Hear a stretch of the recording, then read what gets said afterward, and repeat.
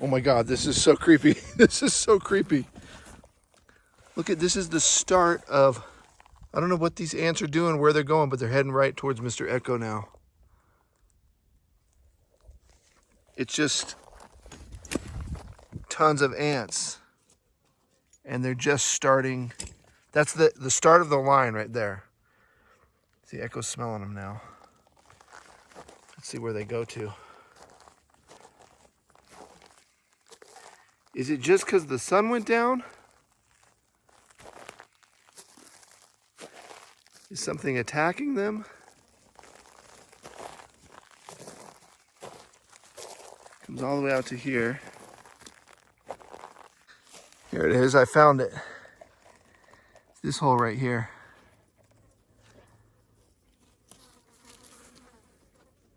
It looks like there's some black ants in there.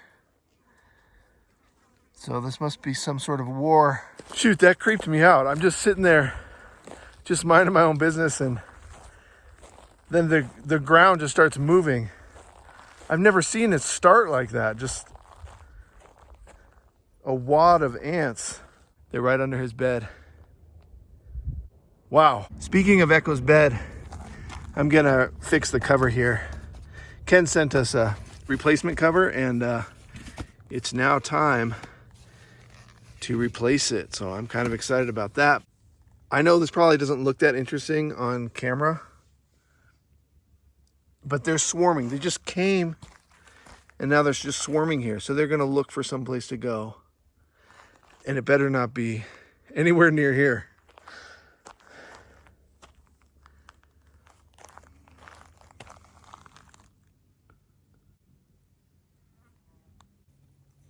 And you might be thinking like, oh, there's food here from Echo. Oh, see, he's getting bit by the ants. He did have a rawhide there, but it doesn't leave debris down here. So I don't think that has anything to do with this. I think they just came here because it's shaded. And so it was a cool spot on the ground. I'm sure this is gonna be too windy, but I gotta stop here because look at that. It's just super cool. This road is technically closed to vehicles, so I parked down the way here a little bit. It's a little windy. Something cool though is Sarah Jane, she said she sent us a microphone that should be windproof, and I'm really excited about that. So we'll be able to do more of these videos even when it's windy. A lot of times it's so windy that I have to stop. I see something that looks like a cave. Let's check it out. I got Mr. Echo on a leash here. It's not the strong leash, so I do have to make sure he doesn't break it. You know, if we see something. We already did see a deer. And see, I'm looking at these rocks up here.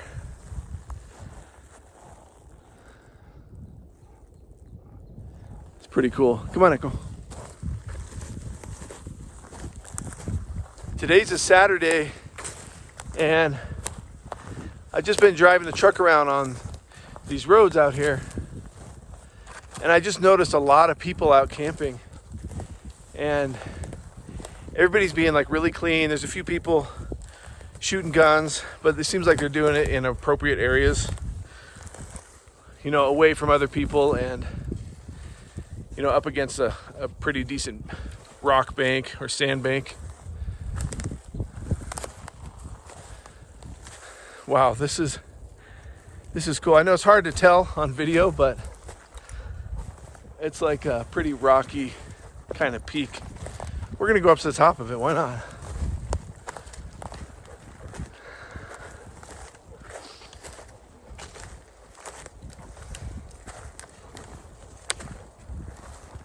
I'm always looking for areas that are less traveled by people, you know, especially without trails.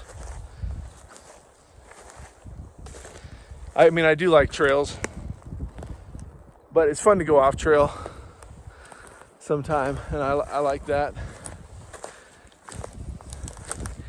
It gets you really close to stuff that other people don't get to see. And I just think like, oh, when I get to the top here, there's gonna be some cool view or something. Maybe a bear. Look at the shape of this rock. It's like a very curved, like makes me think of a bubble or a tube. And yeah, these rocks out here are from volcanic activity. There's a lot of areas with craters. The ones that I found on the map, you have to hike to.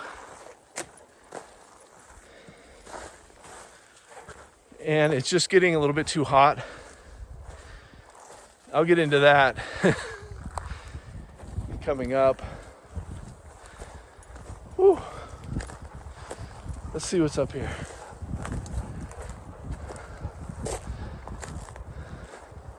I just saw a deer off that direction.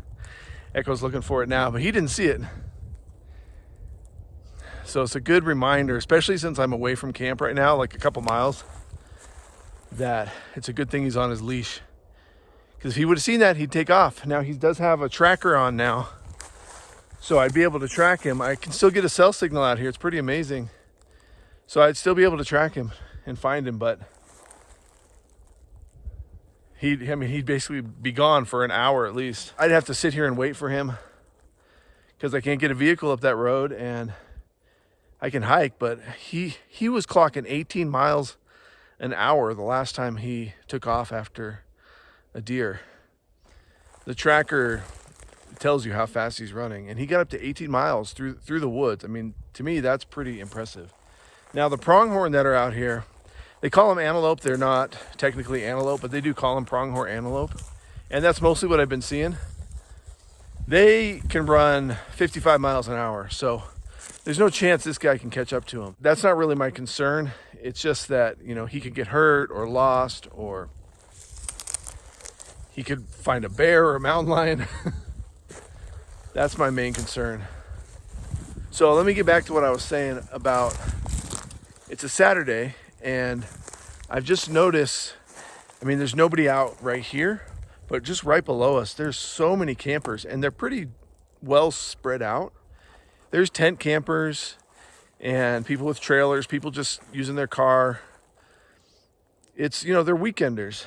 And when I see people coming out to camp just for the weekend, I just think about like how cool it is that they realize how cool it is to come out to a place like this. You know, you're living in the city, who knows what kind of job you have, what kind of stresses you have in your life. And you think, you know what, I'm just gonna take the weekend off and go camp for a couple days. And all you need is a tent, sleep in your car, whatever. I just dig it that people, you know, we do this full time. Like, we're out in these areas 95% of the year, like constantly traveling to different places. And I just dig it that there are people who understand the value of being in the outdoors. And if they're not doing it full time like we are, they still understand that I need to do that every once in a while with your family or your friends, or even just by yourself. And it's just about getting out. That's what this channel is about getting out and getting out of your element and just trying something new in the outdoors. And obviously doing it in a, you know, clean, respectful and relatively safe way. I just saw a guy, and he had just like a car, like from the city, and a tent, and he was just like working on setting up his tent. He looked like he could have been like some computer technician or like some guy that works in a hospital or something. And I just imagine like how he's feeling this sense of relaxation and relief just to kind of get away from it all. And, you know, of course, I have no idea like who that guy was. He could have been a mass murderer for all I know. But I'm just imagining he's like excited to be relaxed and to be in the outdoors and to be out here where it's peaceful and there's nobody bothering you, and you can You can do whatever you want. Set up a hammock, you can read, listen to music. It's just, there was some study that I heard about it somewhere that said if you just sit near a body of water for 2 minutes, it lowers your blood pressure.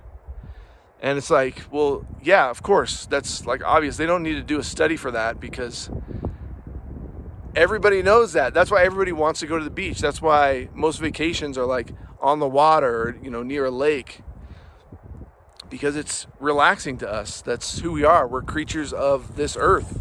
And when we're surrounded by things that are natural, you can't help but feel relaxed. You know, at the same time, I'm thinking like a lot of people will come out here and they'll be stressed out. They'll be freaked out about the animals and the bugs and the different smells and the weather that comes through. And like, how are we going to get out of here? What if we get stuck? What if there's some crazy person in the woods? What if the animals come at night? What if they're going to try to get our food? You're scared of bears and things like that. So there are these stressors as well, but they're so different than your normal life. Even those kind of stressors where you're worried about weather and animals and the nature,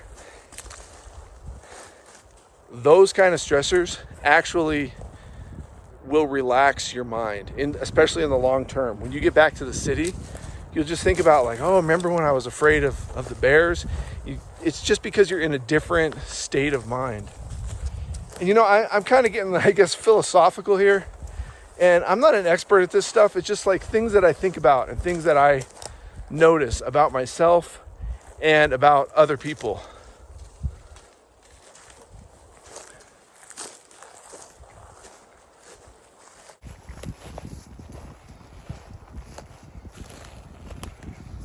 The dogs and I, we're getting ready to hit the road here. And this is about the time when I start to feel a little bit nervous. You all have heard me talk about nomadic panic before, and that's what I'm getting. It's just kind of anxiety about leaving my awesome campsite.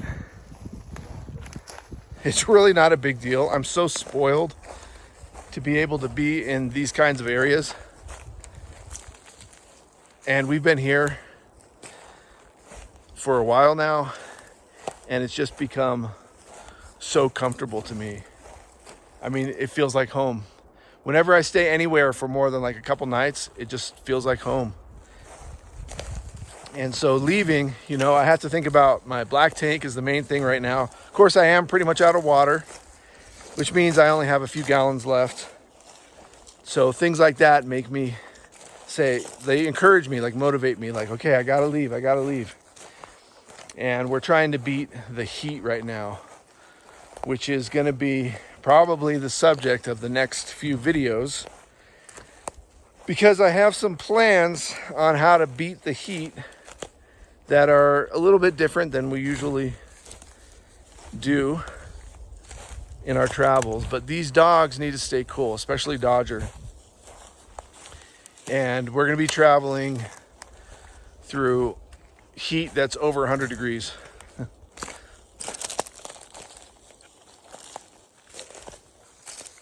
So stay tuned for that. Now I'm getting a little distracted again because I'm noticing a lot of, I'm going to call them cottonwoods, and then deer fence, this high deer fence. This is so the deer can't get through. So for whatever reason, they're protecting this area from deer. It looks kind of, it's marshy, I guess, sort of. I can see kind of like marshy, kind of like plants.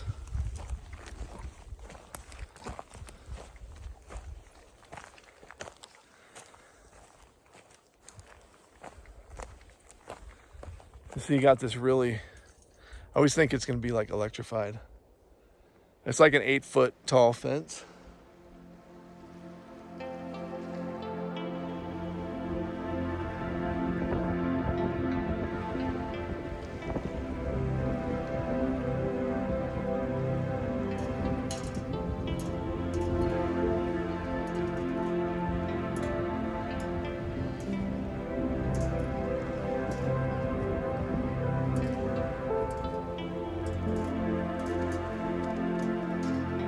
I don't really know how well this video is going to turn out just because of the wind. So I wanted to thank Sarah Jane for sending us that microphone. That'll be coming up once I can get to the mailbox to pick it up, which is a long ways away from where we are right now. So stay tuned, follow our adventures, hit that like button, let us know you're watching. We like to know you're watching.